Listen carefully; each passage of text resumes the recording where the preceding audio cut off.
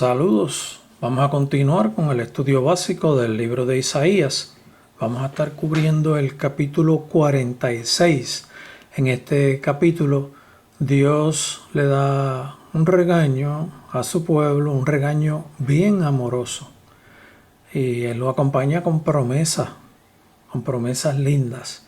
Y les trae un relato de acontecimientos ocurridos en Babilonia, para luego darles ese regaño. Así que vamos a comenzar, vamos a enterarnos a ver cuál fue el relato que Dios hizo y cuál fue el regaño que les dio y qué cosas lindas le dijo a su pueblo. Vamos a leer el verso primero. Se postró Bel, se abatió Nebo. Sus imágenes fueron puestas sobre bestias, sobre animales de carga. Esas cosas que vosotros solíais llevar con alzadas, cual carga sobre las bestias cansadas. Ese es el verso primero. Vamos a ver quién es Bel. Dice, se postró Bel, se abatió Nebo. Bel era el nombre popular de Merodach.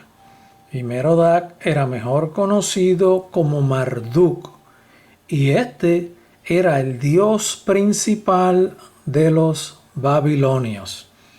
Luego dice, se abatió Nebo. Nebo era otro dios babilónico de la divinidad babilónica, y divinidad con D minúscula, divinidad babilónica, al cual se le otorgaba saber de las obras literarias. O sea, aquí estamos hablando de dos dioses babilónicos, Bel el principal, Marduk, y Nebo, que era el encargado de hablar, de decir qué significaba, qué quería decir la palabra escrita, las obras literarias, o sea, quien daba interpretación del mensaje de las obras. Aquí podemos ver que el dios principal babilónico, Marduk, y el dios que estaba encargado de dejar saber cuáles eran las enseñanzas de las obras literarias, ambos se encontraron montados sobre animales, sobre bestias, porque había que cargarlos. Había que cargarlos. Miren para allá.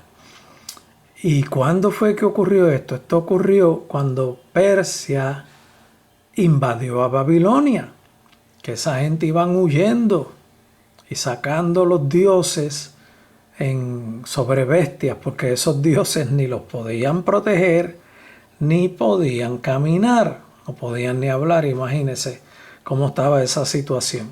Y Dios le está haciendo este relato a su pueblo, que Bel, el dios principal de los babilónicos, y Nebo, el que se encargaba de dejar saber qué era lo que decía o quería decir la obra literaria, ambos fueron sacados montados sobre bestias. No libraron a los babilónicos, y los babilónicos tuvieron que sacarlos montados sobre bestias. Sus imágenes fueron puestas sobre bestias, sobre animales de carga, esas cosas que vosotros solíais llevar con alzadas, cual carga sobre las bestias cansadas. Y aquí Dios le está hablando a su pueblo, haciéndole esta descripción de lo que ocurrió con la civilización, con los babilónicos, cómo tuvieron ellos que comportarse. Esto ocurrió cuando Persia invadió Babilonia, que salieron huyendo despavoridos. El verso 2 dice, fueron humillados, fueron abatidos, juntamente no pudieron escaparse de la carga. O sea, aquí Dios está diciendo, los montaron encima de bestias, porque no podían caminar. Entraron en humillación esos dioses falsos, y fueron abatidos juntamente. Ambos y todos los demás dioses babilónicos fueron abatidos, fueron atacados, fueron humillados y no pudieron escaparse de la carga. O sea, ni siquiera se podían salir del montón de cosas que llevaban los babilónicos sobre las bestias. Allí estaban atropellados en medio de las demás cosas, no podían distinguirse. Estaban con las cosas que cargaba el pueblo, allí entremezclados estaban. No había distinción ninguna entre una frisa o una vestidura o nada. Estaban al nivel de obras hechas por manos de hombres. Estos falsos dioses no pudieron librarse, no pudieron salirse de estar metidos, apiñados en el montón de la carga, sino que tuvieron ellos mismos que ir en cautiverio. O sea, estos dioses también entraron en cautiverio. No se libraron, no se pudieron librar a ellos mismos, iban a librar a los babilónicos. No podían hablar, iban a librar a los babilónicos. No podían caminar, no podían mover su cabeza, sus manos, sus pies. Iban a librar a los babilónicos. Los falsos dioses estaban también cautivados por el imperio persa. Verso 3. Oídme, oh casa de Jacob, y todo el resto de la casa de Israel, los que sois traídos por mí desde el vientre, los que sois llevados desde la matriz. Aquí Dios está haciendo un llamado a su pueblo, oh casa de Jacob, y todo el resto de Israel. Y dice, los que sois traídos por mí desde el vientre, los que han sido llamados por Dios y han reaccionado al llamado de Dios, porque no son todos los que están, ¿saben? Nunca son todos los que están, ni están todos los que son. Refrán sencillo y muy sabio.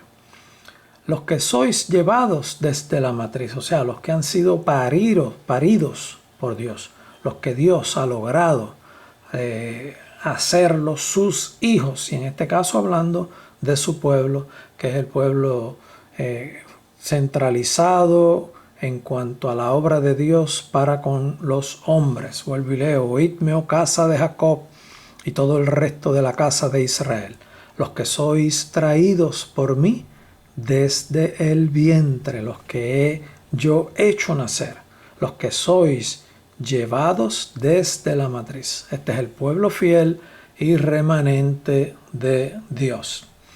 Y hasta la vejez yo mismo, y hasta las canas os soportaré yo. Yo hice, yo llevaré, yo soportaré y guardaré. Esto es una promesa de Dios diciendo que yo a través de todas las épocas, a través de todos los tiempos, por los siglos de los siglos, yo mismo, hasta las canas, hasta mi entrado en años, por los siglos de los siglos, yo los voy a soportar. Porque Dios siempre brega con un remanente fiel. Hay a otros que les hace juicio, aún siendo de su pueblo. Eso lo enseña la Biblia también. Hasta las canas os soportaré yo, hasta entrado en años, por los años de los años, por los siglos de los siglos, yo lo soportaré. Yo hice, yo llevaré, yo soportaré y guardaré. Cuando dice yo hice, se refiere a que Dios fue quien usó a Babilonia para conquistar y para meter en cautiverio a su pueblo.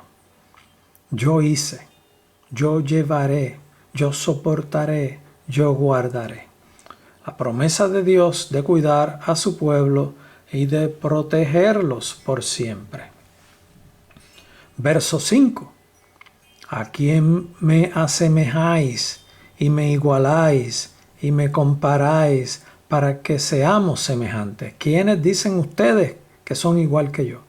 ¿Quién ustedes pueden buscar? ¿Quién ustedes pueden señalar? ¿A quién pueden ustedes decir que es como yo? Que hace las cosas que yo hago, que es semejante a mí. Verso 6. Vuelve y regresa a la descripción de los falsos dioses, a los hombres que bregan con falsos dioses. Sacan oro, de la bolsa y pesan plata con balanzas. Alquilan un platero para hacer un dios de ellos y se postran y lo adoran. Miren esto, sacan de su riqueza oro, plata, otros bienes para hacer falsos dioses. Y esos falsos dioses que les quitan, porque es que es así. El enemigo lo que hace es robar y destruir. Le quitan sus riquezas, pero es por decisión propia. Porque como están apartados de Dios, están bien confundidos, sacan oro de la bolsa y pesan plata con balanzas, alquilan un platero para hacer un dios de ellos y se postran y lo adoran. Y postran a un dios falso que ni siquiera les puede hablar, que ni siquiera se puede sostener en pie, que si el viento le da, se cae. Y si se cae, no se puede levantar. Mire para allá. Pero ellos se postran delante de esos pedazos de madera tallados, esos pedazos de hierro moldeados, esos pedazos construidos por mano de hombre. ¿Qué hombre puede construir un Dios? Dios es el que puede construir. Dios es el que hace al hombre y no el hombre a Dios. El enemigo siempre busca que el hombre haga las cosas inversas a como Dios las hace. Dios es quien hace al hombre y aquí el enemigo pone al hombre a hacer a Dios. Imposible, imposible. El verso 7. Se lo echan sobre los hombros porque hay que cargarlo.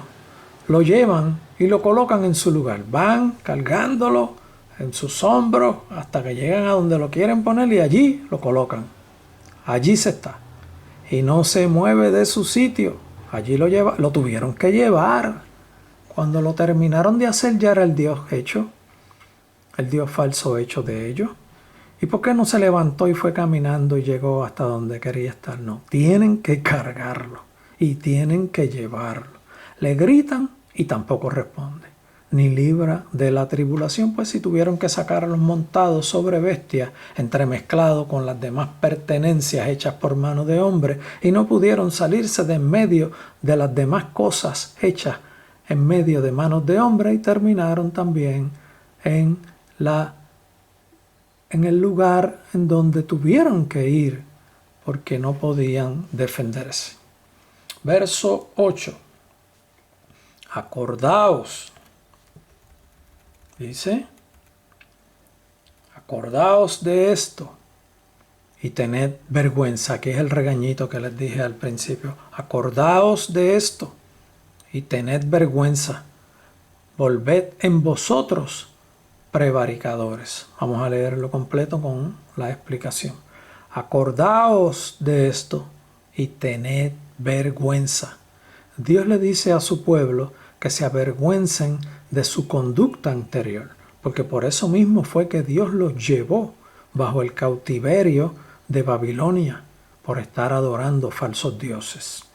Volved en vosotros, o sea, reaccionen.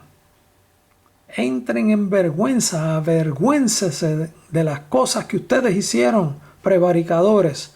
Prevaricadores es un perturbador que constantemente está rechazando a Dios, criticando a Dios, autojustificándose. Perturbadores porque perturbaban a Jehová. Vuelvo y leo, acordaos de estos. Tened vergüenza, pueblo mío. Volved en vosotros, reaccionad, prevaricadores, desen cuenta de su conducta. Verso 9 nos dice, acordaos de las cosas pasadas desde los tiempos antiguos, porque yo soy Dios, y no hay otro Dios, y nada hay semejante a mí. Aquí Dios le está haciendo el recordatorio de que se acuerden de su conducta anterior, de los tiempos antiguos, porque Dios, Jehová, es Dios, el único Dios, y nadie es semejante a Él. No hay otro Dios, y nada hay semejante a mí. Dios les está dando ejemplo con la conducta de los babilónicos y sus falsos dioses, para que recuerden también cómo fue su conducta anterior, la que causó que fueran llevados al cautiverio bajo el imperio babilónico. Dios le está usando el ejemplo. Miren lo que les pasará a estos babilónicos porque ustedes se comportaron también como ellos. El verso 10 nos dice: ¿qué anuncio lo por venir desde el principio? Yo, Jehová, dice, yo soy el que digo las cosas que van a ocurrir, quien las profetiza. Y desde la antigüedad, lo que aún no era hecho, desde el principio, cuando no había ocurrido lo que yo estoy diciendo, lo estoy diciendo que va a ocurrir y vino a cumplimiento. ¿Qué digo? Mi consejo permanecerá y haré todo lo que quiero. Cuando Dios dice algo, Dios lo hace. Dios no entra en titubeo. Dios no entra en esos pensamientos. ¿Qué hago ahora? ¿Hago esto o hago aquello? O no, porque si hago esto va a pasar esto. No, la mente de Dios fluye sobre un pensamiento firme, claro y abarcador. Él domina todos los tiempos. Él domina todas las cosas. El verso 11 nos dice, voy a volver a leer el 10 porque es que están entrelazados. Vamos a leer los corridos. Que anuncio lo por venir desde el principio y desde la antigüedad, lo que aún no era hecho, que digo, mi consejo permanecerá y haré todo lo que quiero. Que llamo desde el oriente al ave y de tierra lejana al varón de mi consejo. Yo hablé y lo haré venir. Lo he pensado y también lo haré. La inmensa sabiduría de Dios fluye en pensamientos sin cavilar. Dios no tiene problema de analizar. La sabiduría de Dios fluye en perfección. Dios no está cavilando. Si hago esto, no, mejor hago esta cosa. No, aquello, déjame pensarlo bien. Ese no es Dios. Eso somos nosotros a veces. Dios fluye en su sabiduría y camina recto y firme y dice y hace. Así que usted confíe en las promesas del Señor. Si Dios las ha dicho, ¿por qué las dudamos tanto? Bueno, busque meterse dentro del corazón de Dios, busque vivir en espíritu y verdad para que tenga el derecho a las promesas. Que es así. Si no está en eso, pues está a la merced de lo que Dios decida. Pero Dios ha prometido cosas que cuando estamos metidos con Él en espíritu y verdad, las reclamamos y se cumplen porque es palabra de Dios y la palabra de Dios es verdad y se cumple y es viva y eficaz y más cortante que toda espada de dos filos, y en el nombre de Jesús logramos la victoria. En el nombre de Jesús logramos el milagro. En el nombre de Jesús logramos tener los resultados más convenientes, favorables a nuestras vidas y a los nuestros, porque Dios lo ha prometido así. Es promesa de Dios, es palabra de Dios y la palabra de Dios no falla. Vamos al 13. El verso 13 dice, haré que se acerque mi justicia, no se alejará, y mi salvación no se detendrá, y pondré salvación en Sión y mi gloria en Israel. Voy a volverlo a leer.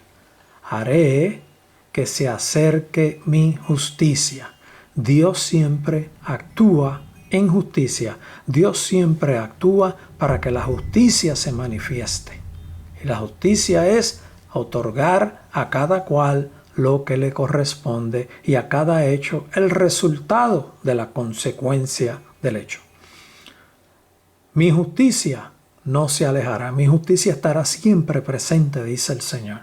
Y mi salvación no se detendrá. Mi salvación es promesa, es lo que yo he determinado desde antes de la fundación del mundo para todos aquellos que acepten la salvación. Y se acepta a través de Jesucristo. quien murió por nosotros en la cruz del Calvario, derramando su sangre, convirtiéndose en el perfecto sacrificio y concediéndonos directo acceso al cielo para tener vida eterna con Cristo Jesús y nuestro Padre Celestial. Y dice el final de este verso, y pondré salvación en Sión. Aquí Dios se mete y toca al tiempo del reino milenial. Y pondré salvación en Sión, que esta salvación en Sión en gran manera y de forma bien firme y de forma bien abarcadora ocurre en la segunda venida de Cristo cuando nosotros vengamos con Él. Y dice que pondré salvación en Sión, que es donde Dios establecerá su reino milenial, y mi gloria en Israel. La gloria cubrirá a Israel y cubrirá toda la tierra. Este es nuestro Dios, nuestro maravilloso Dios. Gloria sea a su nombre. Y la explicación al final de este verso que le he puesto es: Dios viene fuerte con su plan de tiempos finales. Así que prepárate, que estamos viviendo en tiempos finales ya. Estamos en principio de dolores, dice la Biblia. Hay otros videos que enseñan eso. Cuando yo estoy hablando de si hay rapto o no hay rapto, ahí estoy mencionando los versos bíblicos que definen estos detalles. Cuando estoy diciendo Dios viene fuerte con su plan de tiempos finales. Dios me les bendiga. Continuaremos luego con el próximo capítulo.